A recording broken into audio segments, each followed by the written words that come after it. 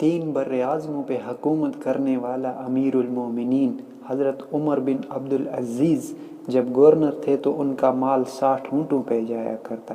مگر جب امیر المومنین بنے تو گھر کا یہ عالم ہے کہ بیوی کہہ رہی ہے کہ عید آ گئی ہے، بچوں کو نئے کپڑے دلا دیجئے۔ امیر المومنین کہہ رہے ہیں کہ میرے پاس پیسے نہیں ہیں کہ میں بچوں کو عید کے اوپر نئے کپڑے دلا دوں، اور ادھر خزانوں کا یہ عالم ہے کہ تین بر اعظموں میں زکوٰۃ لینے والا کوئی بھی باقی نہ بچا، اور ادھر بیوی تجویز دے رہی ہے کہ اگر آپ کے پاس پیسے نہیں ہے تو آپ اپنے وزیر خزانہ سے 1 مہینے کی تنخواہ ایڈوانس میں لے لیجئے، جس سے میں اپنے بچوں کے لیے نئے کپڑے لے سکوں، باقی گھر کا خرچہ میں محنت مزدوری کر کے چلا لوں گی۔ امیر المومنین کہہ رہے ہاں یہ تجویز صحیح ہے۔ انہوں نے اپنے وزیر مشیر کو بلایا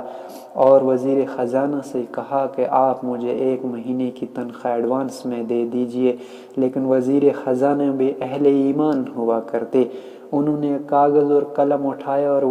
امیر المومنین کے سامنے رکھ دیا، اور امیر المومنین سے کہا امیر المومنین اس کاغذ پہ مجھے لکھ دیجئے کہ آپ 1 مہینہ اور زندہ رہیں گے، یعنی زندگی آپ کو 1 مہینہ اور جینے کی مہلت دے دے تو بھلے پھر آپ مجھ سے 1 مہینے کی تنخواہ ایڈوانس میں لے جائے۔ امیر المومنین کے اوپر کب کبھی طاری ہو گئی، خاموشی سے اٹھے اور اپنے گھر واپس آ گئے، اور بیوی سے کہہ رہے ہیں کہ اپنے بچوں سے کہہ دو کہ تمہارا باپ عید پہ تمہیں نئے کپڑے نہیں دلا سکتا۔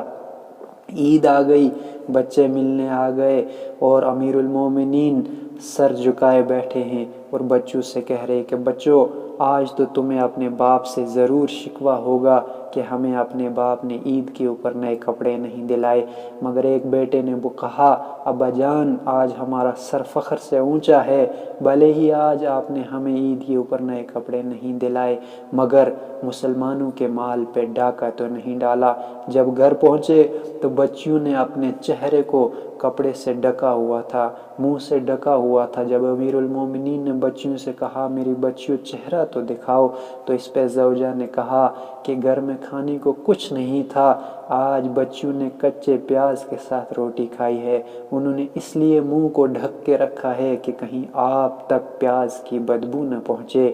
اور آپ پھر جب بستر مرگ پر تھے تو لوگ آپ کا حال پوچھنے آتے۔ آپ کا سالہ آیا تو جب اس نے دیکھا کہ آپ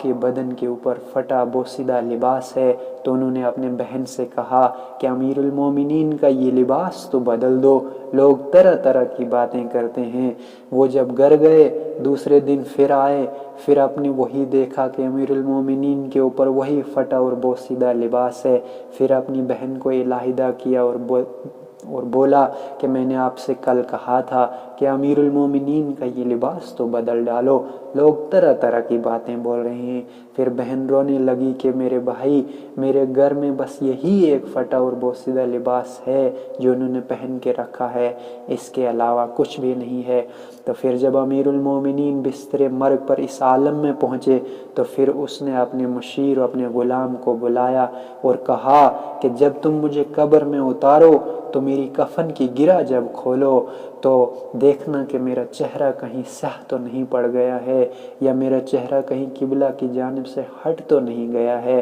پھر امیر المومنین نے کہا کہ میں نے اپنی زندگی میں 3 بادشاہوں کو قبروں میں اتارا ہے، میں نے دیکھا کہ جب ان کی کفن کی گرہ میں کھولتا تھا ان کے چہرے سیاہ ہو چکے ہوتے تھے اور ان کا رخ قبلہ کی جانب سے ہٹ چکا ہوتا تھا، اور جب تم مجھے قبر میں اتارنے چلو تو دیکھنا کہ کہیں میرا چہرہ بھی قبر سے قبلہ کی جانب سے ہٹ نہ چکا ہو۔ تو پھر وہ وقت آیا جب امیر المومنین کو قبر میں اتارنے لگے تو پھر پورے مجمع نے دیکھا کہ ہوا میں اڑتا ہوا ایک رکا آیا اور امیر المومنین کے سینے پہ آ کے گرا، جس پہ یہ لکھا تھا کہ شروع اللہ کے بابرکت نام سے جو بڑا نہایت رحم اور مہربان ہے، اور اس پہ لکھا تھا کہ یہ امیر المومنین کی بخشش کا پروانہ ہے، یہ تھے ہمارے سلاطین جنہوں نے عدل و انصاف کا معیار قائم کیا اور 3 بر اعظموں کی دولت کو ٹھوکر مار کر